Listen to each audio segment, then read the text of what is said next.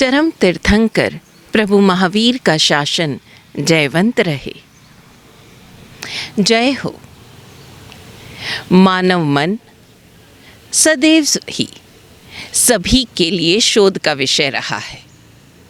Doctors ने यानी medical science ने इस मन को, इस मस्तिष्क को अलग स्वरूप में देखा, उसकी कार्य करने की प्रणाली को जाना, किस तरह से एक मस्तिष्क के कितने प्रकार होते हैं, किस तरह से वो कार्य करता है, उसका पूरा की पूरा सिस्टम यानी कि नर्वस सिस्टम, न्यूरॉन्स, बारीकियां तक उन्होंने जानी और इससे उन्होंने पूरे शरीर की कार्य प्रणाली को समझा।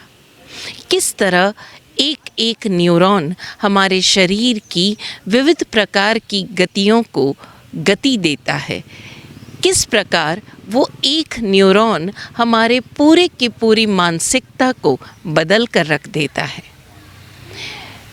कई बार लोग समझते हैं कि मन एक अलग चीज़ है और दिमाग एक अलग चीज़, लेकिन देखा जाए हमारे मन का जो कैलकुलेटिव हिस्सा है वो मस्तिष्क कहलाता है और जो हमारे मन का इमोशनल हिस्सा है, जिसमें सारी संवेदनाएं हैं, जो फील करता है, जो तरह तरह की जिज्ञासाएं रखता है या तरह तरह की इच्छाएं करता है, वो सब हमारा दिल है।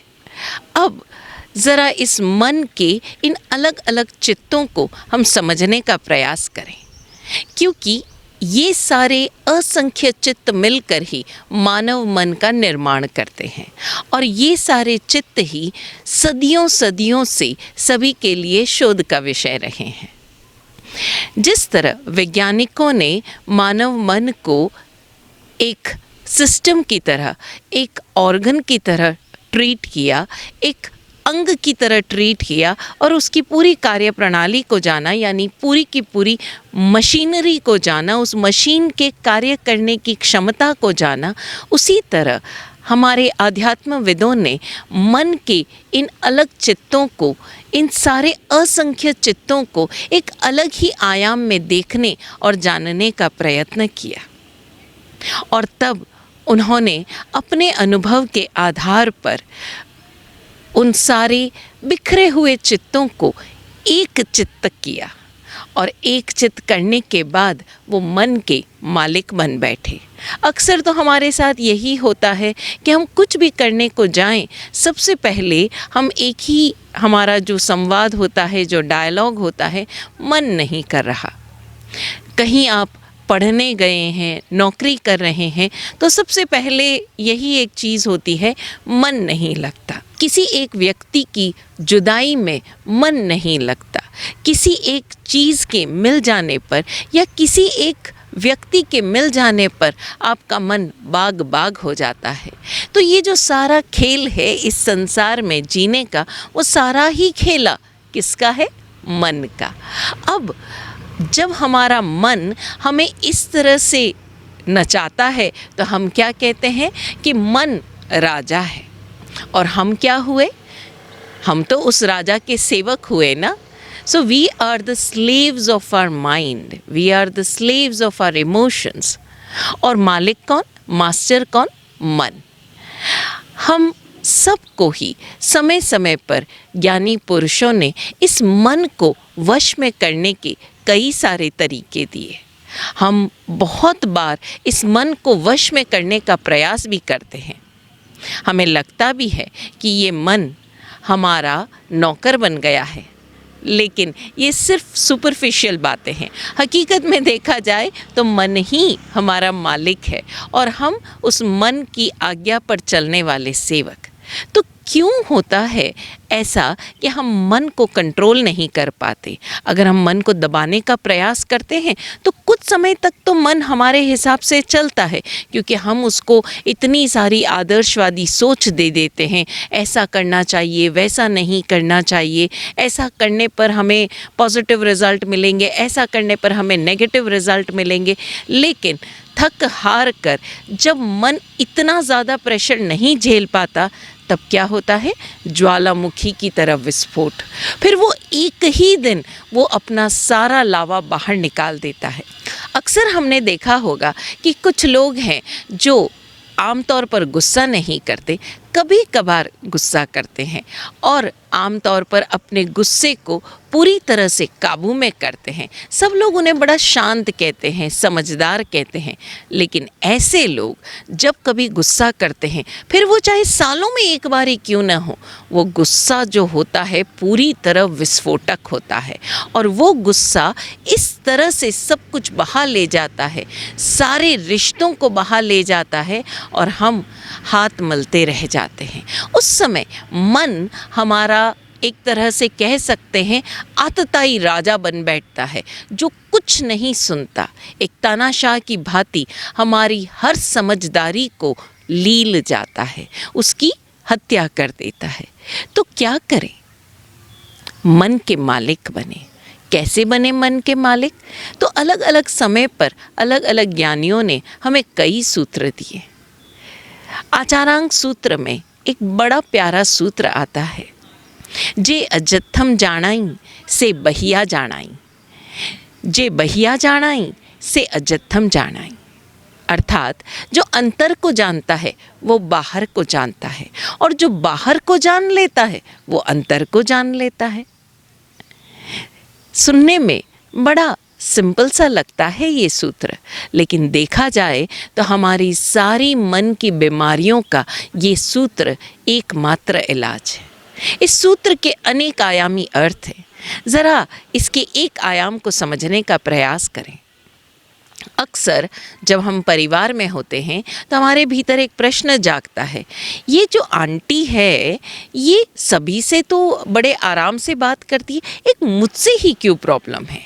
या आपके क्लास में बहुत सारे मित्र हैं, बहुत सारे क्लासमेट्स हैं जो आपके साथ पढ़ते हैं, तो कई बार ये प्रश्न आता है कि ये सबसे तो जेलसी नहीं करता, ये बंदा सिर्फ मुझसे जेलसी क्यों रखता है? इसी तरह से हम जब अपने वर्क प्लेसेस में काम कर रहे होते हैं, फिर चाहे वो बिज़नेस हो या जॉब, उस समय हमारे भीतर एक सवाल उठता है कि ये जो हमारा बॉस है ये मुझसे इतनी नफ़रत क्यों करता है? सबको प्रमोशन के चांसेस देता है, एकमात्र बस मेरे प्रमोशन के चांसेस पर इसको बुरा लगता है। ये प्रॉब्लम क्या है? ये नफ़रत, ये ईर्ष्या, ये घृणा, ऐसा हम अक्सर कुछ लोगों से, अपने आसपास के लोगों से महसूस करते हैं और उनका वो व्यवहार हमें कहीं न कहीं परेशान करता है। अब देखा जाए तो वो व्यक्ति हर किसी से तो नफ़रत नहीं करता, वो व्यक्ति हर किसी से तो ईर्ष्या नहीं करता, वो व्यक्ति हर किसी से तो घृणा नहीं करता, फिर हमसे ही क्यों? तो इसका जवाब है अपने अंतर को जानो। ज़रा देखो आपके भीतर उस व्यक्ति के प्रति कौन सी भावनाएं हैं?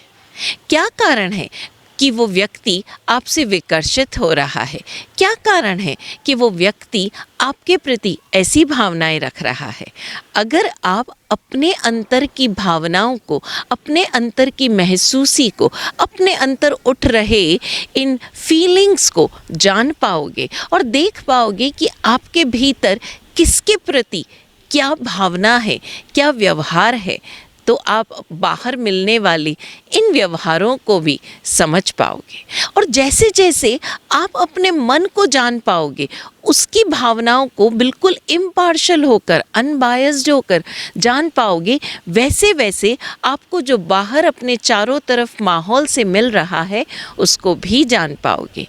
बड़ा प्यारा सूत्र है ये कि क्या कारण है कि हमारे ही प्रति कुछ व्यक्तियों का व्यवहार ऐसा है। इसी तरह आप देखेंगे कि कई बार लोग कहते हैं फलां व्यक्ति बड़ा लकी है, कितना भाग्यशाली है, उसको तो वो कोई काम करने जाए सहयोग मिल ही जाता है, हमें क्यों नहीं मिलता? वो व्यक्ति जब एग्ज़ाम देने बैठा तो पेपर बड़ा सरल आया, वो व्यक्ति जब उसने इन्वेस्टमेंट किया या जब उसने सो कॉल्ड कोई लैंड खरीदा तो भाव बड़े कम थे और उसका बहुत ही कम पैसा मिला। पैसा लगा और जब उस व्यक्ति ने वही चीज़ बेची तो उसे बहुत अच्छे भाव मिल गए, बहुत अच्छे पैसे मिल गए। क्या कारण है, क्यों उसे इतना सहयोग मिलता है? उसकी तो जो कंपेनियन मिली यानी लाइफ पार्टनर मिली वो भी बहुत अच्छी मिली, उसके परिवारजन भी बड़े सहयोगी है, जहाँ जाता है वहाँ एप्रिसिएशन मिलता है और मुझे नहीं मिलता। फिर इस बाहर को देखकर अपने अंतर को देखो। उस व्यक्ति की उन बाहरी स्थितियों को तो देख रहे हो, लेकिन साथ ही अपनी भीतरी स्थितियों को देखो कि मैं किस तरह से फला फला जगह पर कैसा कैसा व्यवहार करता हूँ। क्या कारण है कि जब मेरे सामने सहयोग लेने के अवसर आते हैं तो क्या मैं सहयोग लेता हूँ? अक्सर हमारे मुंह से निकलता है, मुझे किसी को तकलीफ़ देना पसंद नहीं है, मुझे किसी की मदद लेना पसंद नहीं है, इसीलिए मैं तो अपना काम खुद ही करना चाहता हूँ, मैं किसी को परेशान नहीं कर सकता, अरे मैं क्यों किसी की मदद लूँ? देखिए हमारी भाषा कैसी है, हमारे भीतर के भाव कैसे हैं कि मुझे किसी की मदद नहीं चाहिए, क्योंकि अगर मैं मदद लूँगा सामने वाले की, हो सकता है सामने वाला मुझे बार बार वो एहसान गिनाए, या हो सकता है मेरे ही भीतर वो एहसानों की लिस्ट बनती चली जाए, तो मैं सहयोग नहीं दूँगा, मैं सहयोग नहीं लूँगा, क्योंकि अगर मैं लूँगा तो भविष्य में मुझे भी मदद करनी पड़ेगी। और भी ऐसे बहुत सारे ख्याल होते हैं जो धीरे धीरे आपको मिलने वाले सहयोग के काटते चले जाते हैं। तो ज़रा बाहर की इन घटनाओं को देखते हुए अपने अंतर को देखो। ये एक सूत्र हमें जीवन की कई परेशानियों से निजात दिला सकता है। अगर हमारे भीतर सिर्फ और सिर्फ प्रेम भरा है, शिकायतों का नामो निशान नहीं, डाउट्स की कोई जगह नहीं, मात्र और मात्र भरोसा है, सहयोग लेने और देने की कला हमें आती है, तो आप देखेंगे कि ज़िंदगी इतनी आसान है, इतनी खुशनुमा है, मस्त है। चारों तरफ से आपकी मित्रता बढ़ती जाएगी, आपको ऐसे ऐसे लोग बिल्कुल अनजान जगह पर मिलते चले जाएंगे, आपके काम चुटकियों में हो जाएंगे, परेशानियाँ दूर से ही दरवाजे से ही लौट जाएगी। और इसके सिवाय हमें ज़िंदगी में क्या चाहिए? आप जैसे भाव करेंगे वैसे आपको प्रोजेक्ट्स मिलते चले जाएंगे, जैसे आपके इंटेंशंस होंगे वैसे आपको सहयोगी मिलते चले जाएंगे, और आप ज़िंदगी में लगातार विकास करते जाएंगे। और तब आप अपने बारे में लोगों से ये सुन पाएंगे कि इनसे मिल के बड़ा अच्छा लगता है, मुझे नहीं पता मेरा कौन सा काम कैसे होगा, लेकिन फला व्यक्ति से मिल के बड़ा अच्छा लगता है। तो ज़रा इस सूत्र को गहराई से समझें। जे अज्जत्थम जानाई से बहिया जानाई, जे बहिया जानाई से अज्जत्थम जानाई। इस एक सूत्र को आप जीवन के हर पहलू में, हर क्षेत्र में, हर आयाम में लागू करके रिजल्ट ले सकते हैं। यही तो है कमाल वीरवाणी का। तीर्थंकर प्रभु महावीर की वाणी हमको समय समय पर ऐसे सूत्र प्रदान करती है जो हमारे जीवन को एक नए ही आयाम से, एक अनेकांत आयाम से जीने की प्रेरणा देती है। प्रभु महावीर ने कभी भी हमें ये प्रेरणा नहीं दी कि जो मैं कहता हूँ वो करो। वो सदैव हमें अपनी योग्यताओं को खिलाने के लिए प्रेरणा देते रहे, इन सूत्रों के माध्यम से स्वयं को जानने की प्रेरणा देते रहे। उन्होंने कहा, अपना सच्चे में से जा, अपना सत्य स्वयं खोजो। कहीं किसी को फॉलो मत करो, अनुयायी मत बनो, आयाई बनो। और यही प्रेरणाएं सभी को आगे बढ़ने के लिए निरंतर खुद को जानने की प्रेरणा देती है।